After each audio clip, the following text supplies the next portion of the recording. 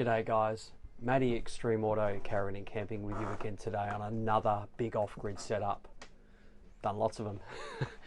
And this one here is on a Viscount WildShark, brand spanking new. Now these guys have travelled all the way from North Queensland for this setup.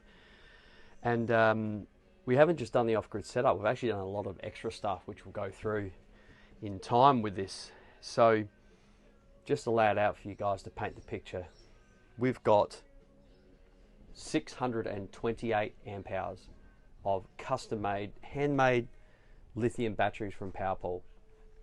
A lot of energy here. That's almost, it's about 8 kilowatt hours. That's a lot of energy. And that is running the Victron 12 3120 amp mains inverter charger, the multiplus 2. The reason we've chosen the multiplus 2 is the layout. So we're able to put dividers in and section this off so these guys still have usable storage in the areas that they wish. Now unfortunately we couldn't fit any of this on the cafe lounge area. It's just a bit too crammed in that location. I wasn't happy with it, so we've settled on this divider through here, so halfway through it. So all the Victron fruit, as you can see, we've gone for two 50 amp Victron smart solar controllers. Why have we got two? Well, there's a lot of solar on this. We've managed to squeeze 6 panels on the roof of this, and the 6 are 3 225 Exotronics and 3 180 Exotronics. It's well over 1200 watts, guys, for these guys to be able to run this air conditioner, which is off-grid, all from batteries on the side of the road. So they can run their air conditioner, they can run their microwave. There's a really fancy coffee machine here. They're able to run that. Induction cooker, hairdryer, toaster kettle, you name it, guys. You know, Starlink, if they take their Starlink router without hacking it, you know, they're a mains powered router.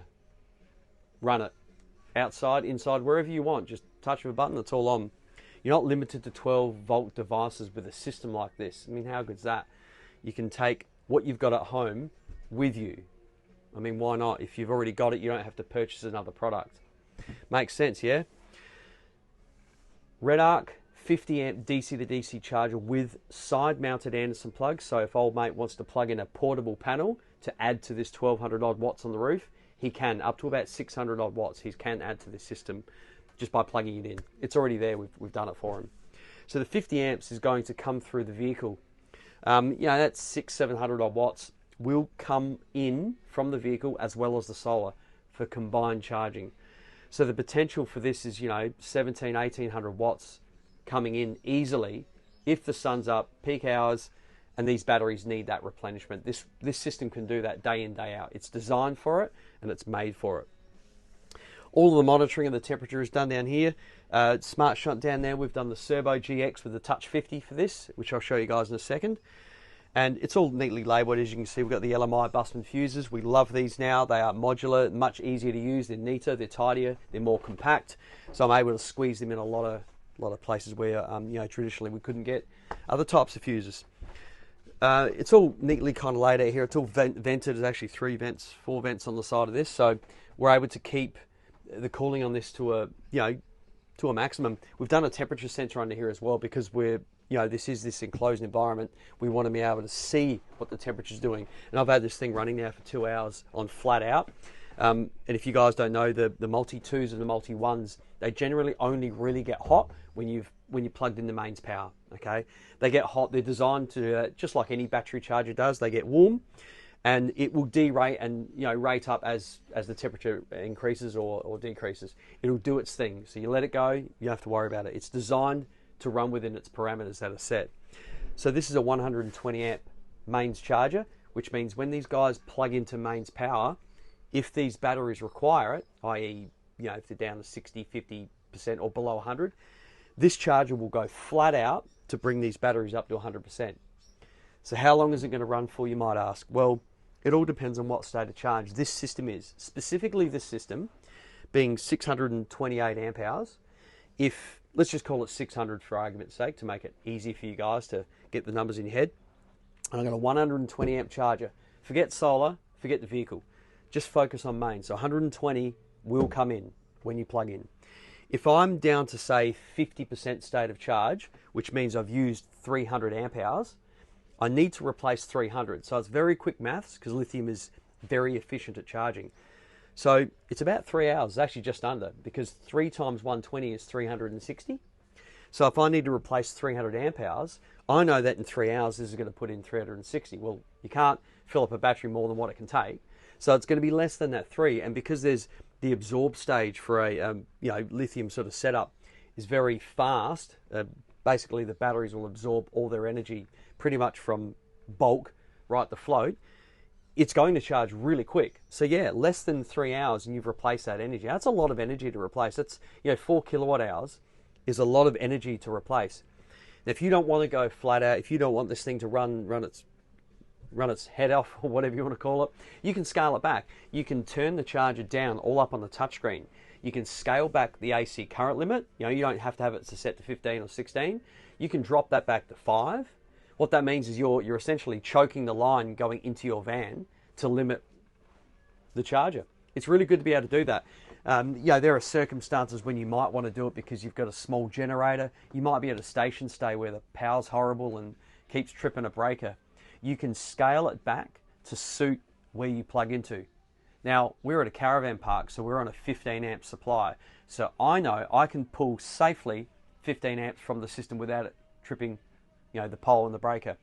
But like I said, if I was at someone's house or a farm stay or a house stay, I'm house sitting and they've only got a 10 amp supply and it's some 50 meters away.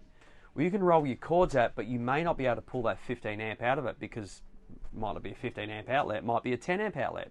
So you get your little amphibian out, your little orange 10 amp to 15 converter, you plug it in and you would set that for 10 amps. Cool. It will not pull more than what's required out of it. Now those converters, don't forget, isn't an actual converter. All right, it'll just choke your line to 10 amps. If you start exceeding more than 10, the amphibian breaker is designed to go off. That's its limitation. But with this, that breaker, you can stop it from going off because if you set it for 10 here, it's quite simple. It just means it will not pull more than 10. Now, if you need more than 10 amps, i.e. if you're running multiple devices, the rest of it comes from batteries. And you're only running these things for minutes at a time. So it's like a big capacitor, essentially. It'll support those big, heavy loads beyond the 10 amp mark. Very cool to be able to do that. Even when you're on mains, you're on a 15 amp supply, it'll go beyond that for those short pulses. It's designed to do it. It's a very clever system. So that's why we always do the Victron setups with the touchscreen to allow you to have that control. It's a set and forget system, guys. It's so easy to deal with. Now, the extras that we've done on this, because this has been a monster job that's come down, these guys come down from North Queensland, like I said, so a lot's been done. We've done the Eberspacher AS3 current model diesel heater. These are brilliant. These are the top of the range diesel heaters. They are fully automatic, full thermostatically controlled, right next to the bed. No getting up out of bed at 2 in the morning to put your heater on. You just reach over and press a button. Hot air. Perfect. And the way that we've sectioned the vent off here is it's not a straight vent, so we've angled it so it actually moves air down the middle of the van up towards the ensuite. Hot air will rise and come back and return. And when you get that convection of air, the amount of hot air in the van is quite evenly spread. Unlike your rooftop heaters, which we try not to do, it always only heats the kind of top 2/3, and if you get lower, bed level, or you put your feet out in the bed, it's very cold down low. Hot air rises, so when you can heat the floor first and let it rise, it's a much neater heat, much easier heat to breathe. You can crack a vent at the top if you want to move that air quicker. It's a really good heat from diesel heaters. Now we've done a black tank outside with a gauge on it, and obviously a black powder coated cover to tie into this factory setup on this brand new van. Looks pretty happy with how it's come up. And you can see we've sectioned it off here so it's out of the way. There's a lot of ventilation here, as you can see. This bed sits on this height. So there's about 100 mil, 90 mil above that ledge at the back there, guys. So this bed sits over about 60 mil, and here another 2 feet. So the airflow that's going to be in here is massive. We've vented the crap out of it anyway, but wasn't really necessary to the point that if hot air is rising, it's going to escape really quick. As long as you put in ventilation down low and you can convect that cool air in, it's perfect. And like I said, this is only going to be running warm generally when you're on mains power, and then it shuts down. It's only for an hour or two until the batteries are full, and then it's off. If you're free camping and you're running it in inverter mode, if you're going flat out with it, like running microwaves, toasters, kettles, all this stuff at once, well then yeah, it's gonna warm up. The same thing. It's going to regulate and sort of draw air in from here and here, the two vents, and the side over there. And you know, it's got its own temperature control, so it will derate and rate up as necessary. It's a set and forget system. Very easy. What else have we done? So we've done the WITI. Yes, the alarm system. Now this is the current model WITI alarm system from Tony over in Perth. And we've done the intrusion detection for them. So if these guys go to bed, they arm it. Little red light flashes so they know it's on. If someone opens that door, it's going to beep the horn, flash the lights, beep, beep, beep, beep. It's quite loud, and grab the brakes. It's very, very cool, the WITI systems. If you haven't checked them out, do it. There's also got the GPS tracking on it as the optional extra, just for extra peace of mind for these guys, so they can track if, you know, touch wood, this thing gets pinched or whatever. What else have we done on this one? A couple of Ruuvi tags for them so they can monitor their temperature in their fridge and freezer individually. So because this has a remote access, which we'll get into in a second, wherever these guys go, right, they're able to monitor on their phone their fridge temperature if the gas goes out, because it's a three-way fridge. If they run out of gas, they'll get a notification that the temperature has reached a certain point. Alarm, alarm, alarm, you know, and they can make their way back. They might be camping away from their van, whatever. There's a million things. They could be overseas, you know, and they've got someone around. This might be parked in a property, and they could let them know that, hey, can you go and just swap my gas bottle over, or, you know, check the mains power, whatever. The point is, they're able to monitor this system remotely. The inverter, the lights, the power usage, their solar production, whether they're on or off the grid, all of it. All easy. It's all on your phone. Very easy to be able to see. The internet on this one, now we've put the Ponyting, I think that's how you pronounce it, mimo antenna. So it's a multi-in, multi-out dual antenna running into the Teltonika RUT360. Now I run one of these modems. It takes a Telstra SIM card. It can take any SIM card, but Telstra is probably the go-to for service around Australia.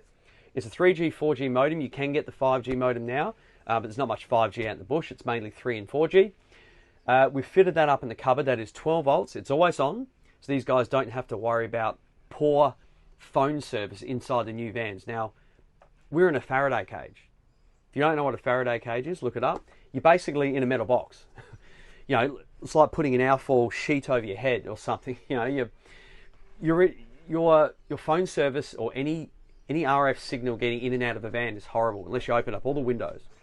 And even the new windows have that silver lining, you know, to stop the heat coming in. So you're essentially in a fully shielded, even the new doors are all mesh. So you're in a fully shielded van. And getting internet and phone signal inside of these 4G, 5G or 3G is horrible. Always has been. So the idea of this, and there are other brands, you've got RV Wi-Fi, great product. You know, you got your Telstra Nighthawk, you can run any sort of antenna you want. These systems are designed to have a modem inside, or a self-go, like that's a repeater, something different. You're basically taking a signal from outside to the highest point you can, and you're bringing it inside, and you're resending it out. So the self-go works in a similar fashion, except that's just a one antenna. So it's an antenna on the roof. It brings a signal that's outside, inside, and amplifies it. Okay, that's what that is. This slightly different. This is Wi-Fi. So this will take your 3G, 4G signal on the top. It'll bring it in, and it'll put a Wi-Fi signal out. So, you know, Apple TV, smart TVs, the Victron product, your phones, you essentially connect to the router. And what that means is you've got internet while you're in here without the interference of not getting anything, you know. So you'll step outside your van, your phone will work fine. It'll actually still connect to this, and you'll probably get better signal. But you'll notice being inside of a van that's a big metal cage or a big aluminium box, you'll lose your normal signal. So having this in here allows these guys to get like really quick internet, because, you know, these Apple little TV boxes, they don't have external antennas. So they've only got their own little antenna inbuilt. Same with most of the smart TVs. They've only got their own little Wi-Fi antenna inbuilt to it. You can't put it outside. So this allows them to do that. It's bloody cool. What else have we done on this? A little bit of trickery involved with the install on this one. Quite a detailed one, but she's all done. Anyway, enough for me. I'm going to show you some zoom ups. We'll get down here. I'll point out what's what. We'll go up the touchscreen. We'll put some things on because we are at a caravan park. These guys are set up. We'll put the coffee machine on maybe. We'll zap the microwave. We've got a gree air conditioner. You know, it's cold. We've had rain for 2 days. And today's overcast again, but if we get a little bit of sun, hopefully we can put a couple of snappies at the end of this video for you guys to see the solar production. We are end of May, 30th, start of April now, so we're, start of June. We're approaching right at the bottom end of winter, so the solar production is not going to be massive, but I'll try and show you guys some numbers on this. Anyway, so there's the Multi-2, 12 3120 amp inverter charger. We've done the Busman high current fuses all on 95 square cable on orange flex. We've wrapped it. There's the Redarc 50 amp DC charger up here, temperature sensor to the left of it. There's the diesel heater fuses here with the WITI fuse as well. Nice and easy access to it. Down there are the LMI fuses. So they're the high current fuses, and at the back running behind it there is the 50 square, all hydraulically crimped and ready to roll. Labelled as well, as you can see. There's the 150 and another 150, so solar front, solar rear. So the 3180 Exotronics are running through this one, and then the 3225 Exotronics are running through this other one over here. There's the cerboGX in the corner, tucked away. HDMI running in, all the VE directs and the VE bus for the inverter there. And there's the PowerPaul Viscounts, 314 amp hours tested each, so 628. There's the air conditioner kicking in. 628 amp hours there, so just on 8 kilowatt hours of storage, all strapped in, secured down, custom made brackets ready to go. Down below me here, separated off, is the Eberspacher 2 kilowatt diesel heater. It has 3 current model, and up there is the remote for the little puppy. And it's very simple to turn these on and off. You've got timers and all that stuff where you can set them up, but if you hold your button down for 2 seconds, it turns it on, and if you hold it down for 2 seconds, it turns it off. So these guys at 2 in the morning can just reach over and press it without even looking at it, and their diesel heater will come on to whatever they've set it at. All right, let's go up to the screen. We've got the gree going now, so we'll turn that on. So I've set a 10-minute timer on this for these guys because it is facing their bed. So I don't want bright lights at night. No one does. If you've got a Caravan, you know about all the lights flicking around the van, especially when everything's all white, you get reflection, especially with gloss stuff. This light would be reflecting over there at no end of dramas. So this will time off, and you can set a timer 1 minute, I think 30 seconds, 1 minute, right up to infinite, so it stays on. It will get duller. There's a little light sensor at the top, so if you hit, see that? It gets dull. And then you remove it, and it gets bright again.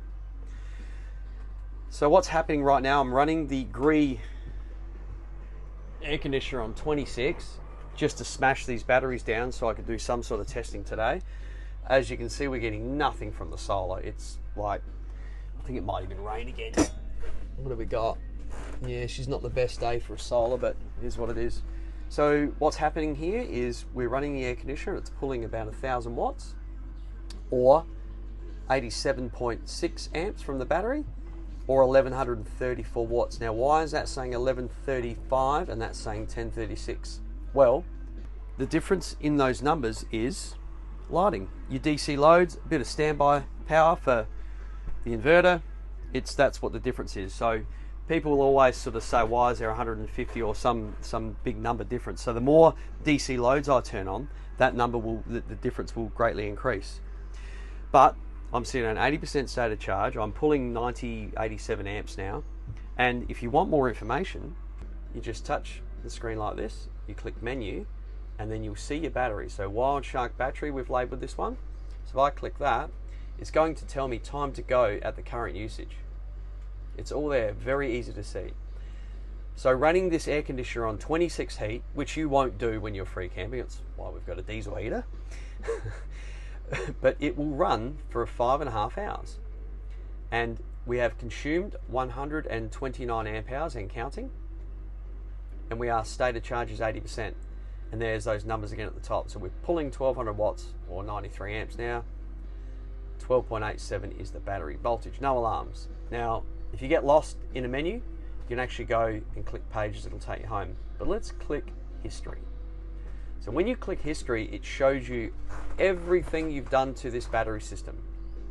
Time since last full charge, maximum voltage, minimum voltage, cumulative amp hours drawn, total number of full discharges, total number of cycles. So I can see how many times these guys have charged and discharged their battery, and this is all remotely monitored. I can see this from anywhere. Now these are two very important numbers that I like people to see. Discharged energy and charged energy. Discharged energy and charged energy is quite simply this: power received and power going out. The idea of it, as long as your numbers are no greater than your battery capacity, then you are living within means of your battery capacity. So this is an 8 kilowatt hour battery, so as long as that number isn't more than 8 kilowatt hours apart, then I know these guys are cycling sort of, yeah, let's say it was 4 kilowatt hours apart, well then I know they're cycling roughly 50%. 2 kilowatt hours, 25%. You can do the math. That's the number that I look at for designing systems to see whether or not people have enough solar or people have enough battery capacity. You can work it out from that. Now, something I always say to people is, when sizing their system up, they say to me, look, how much solar do I need? How much battery do I need? What a normal circumstance would be is if you could spit out a power bill. Like your house does every quarter, it'll say your average daily usage is 15 kilowatt hours. Well, if your Caravan spat out a bill and gave you that number, how good would that be? We would have a definitive number that we can work with to size up your system. Well, I can't do that. Your Caravan doesn't spit out a power bill. It can't tell me what your daily usage is going to be. You can just best guess it based on questions asked. How long do you want to run your air conditioner for? What have you got? A compressor fridge? Do you want to run your hot water from batteries? Do you have another fridge that you want to plug outside? The questions that we ask are specifically based around getting the right size for you. And if you underdo it, then these numbers are going to be out completely. So if I keep seeing, like this one's 8 kilowatt hours, if I kept seeing 7 kilowatt hour as a usage, well, I know these guys are smashing 85% of their batteries. So I'm going to recommend that third battery. And that's why I try to encourage people to do is once they get their system, start using things. See, that's the heater shutting down. Start using things to learn what your products use. I've got a beautiful coffee machine here. You're not going to run that for hours on end, so it's not really going to matter. But when it will matter is if your battery's sitting on 5 or 6% and you go to use it and then you get a shutdown. You've hit the bottom end of your batteries. There's not enough energy to support it anymore. So you have to work out usually what's going on. Now in the morning, that's usually when we run coffee most of the time. For me, it's morning and afternoon. But if you do it in the morning, and you wake up, I don't know, you might have run the air conditioner all night and you went to bed at 100% and you've woken up at 50%. It doesn't matter, you can still use this. But if you woke up at 5% because you've been running this for 6 days in a row and you haven't received any solar at all, you just need to manage your energy. You're not going to run this, are you? No. You can try, it's just going to shut down. You can't break it. My point being is you need to learn what things draw and when not to use it. Cool. Let's check out these Ruuvi tags. Here's the Ruuvi tags. One on the freezer now. A good customer of mine put me onto these little mounts. Traditionally, we just kind of throw them in there, but we had a Ruuvi tag. Even though these are IP rated, I had a customer's Ruuvi tag go all green on the inside. I'm not sure why. It must have had a poor seal or something in it. Anyway, I got replaced. They were great. They sent me a new one. But they just recently released these little mounts. They're really cool. So obviously freezers, especially because water can pool up in the bottom of a freezer. So just having these off the ground, off the floor, it will stop, if this does defrost, it will stop that water ingress. So a cool addition. Anyway, Ruuvi tag in the freezer. And we've done one in here as well. Obviously water's not going to pull up on that one. So little one on the bottom of the fridge, put them down low, because that's obviously where the temperature is more accurate. So these guys can do away with this thing now. No more. Those there are remotely controlled up in the touchscreen. There we go. And go to menu. It's right in front of you. Battery area temperature. We've got one down there. There's the freezer at -15, and there's the fridge at 2 degrees. That percentage is humidity. Now these have their own app. So you're able to log into those sensors on their own app if you really wanted to. But look, geez, it's very easy for me to do this. Just touch it. Menu, it's right there. Cool bananas. All Alright, coffee time. Now, I've not used a Breville for a while. These are brilliant machines. I think these guys are going to put a couple of stainless eye bolts in it and strap it down so it's permanent. Anyway, off grid. Here we go. So we're inverting. There's no shore power coming in, so we're completely off the grid. And then we'll crank it up, so it's already on. So what's that? Heating. So it's sitting at 22 degrees. This would be heating. Let's go see what she draws. Let it kick in. Alright. The 1800 watts. Cool. That's the heating element coming on, which would probably be its maximum draw. And I dare say with 1800 watt elements, going to heat up the water pretty quick.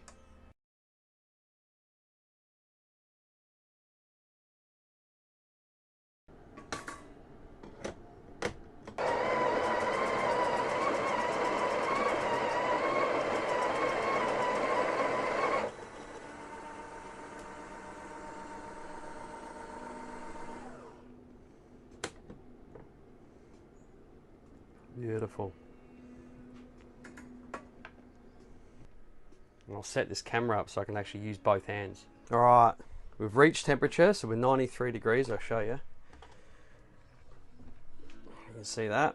Reached temperature, and we've gone down to this little idle now. Okay. Alright, so we're, like I said, all off grid, guys. I'll drop this camera down.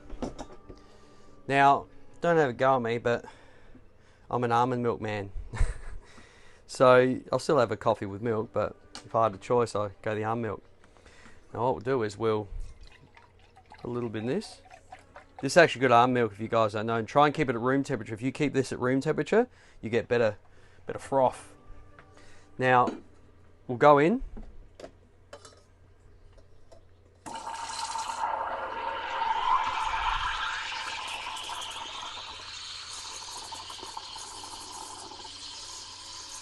Let that run for a bit.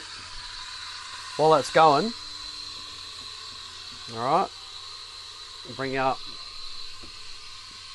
see we're running. See, that'll be the element kicking in and out. 1200 watts there. Handles it no dramas. 40 degrees.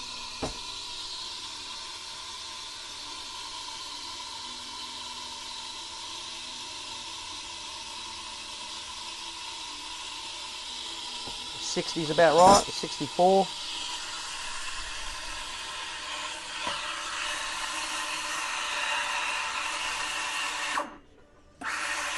There's a run over, 67.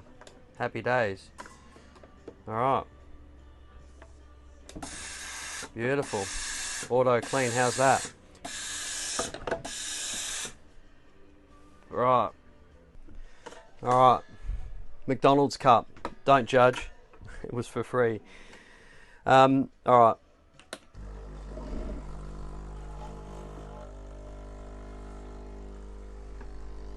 Beautiful.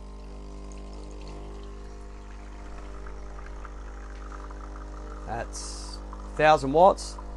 1000 watts at the moment, 1200. So that'd be that heater element kicking in again. That pump wouldn't be bugger all. 1100 watts.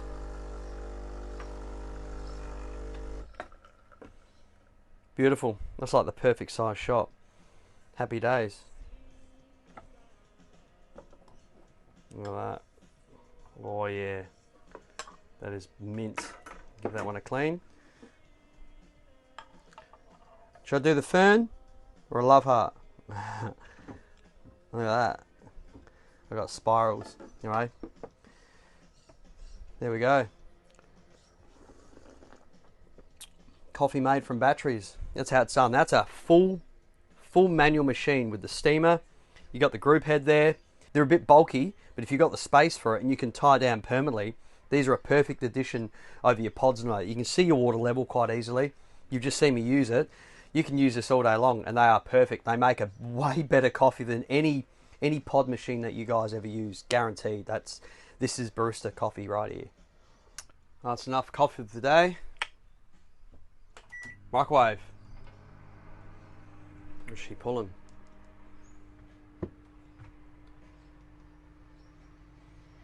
that's just the microwave.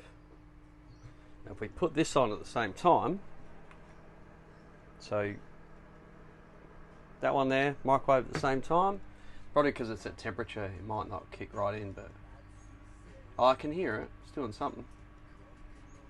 There you go.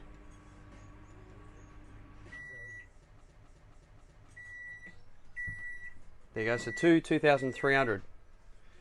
So that's the microwave and the coffee machine at the same time. Right, the gree. On we go. And like I said, you won't do this. It just shows you what it can do. So we've got the gree non-inverter style roof clunker running off grid. There it is. Click. 700-800 watts, I reckon, maybe thereabouts. Let's find out. Yeah, might even go higher. Ugh. You're not efficient on heating, but that's not the purpose of the video. Showing you what we can and can't do. Let's put the microwave on at the same time. So it'll be the gree on heat and microwave at the same time. Get another cup of water going. We'll go 30 seconds. And there's the gree running on 28 heat. Let's go over to the screen.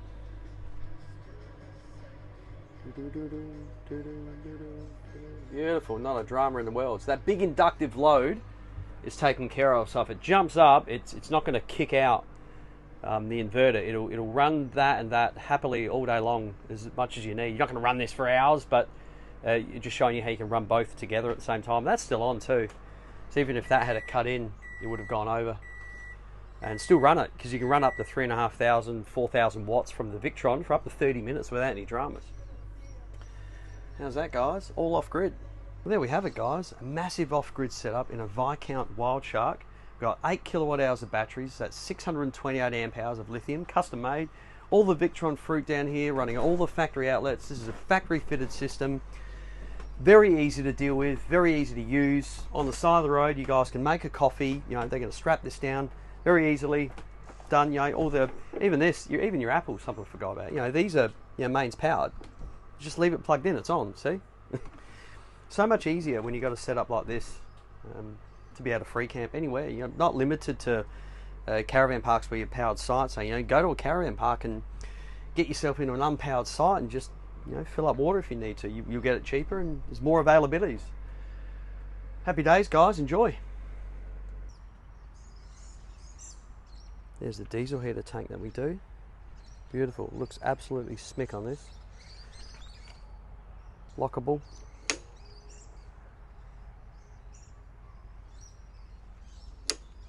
Looks really good there. Little stone guard protected. Easy as.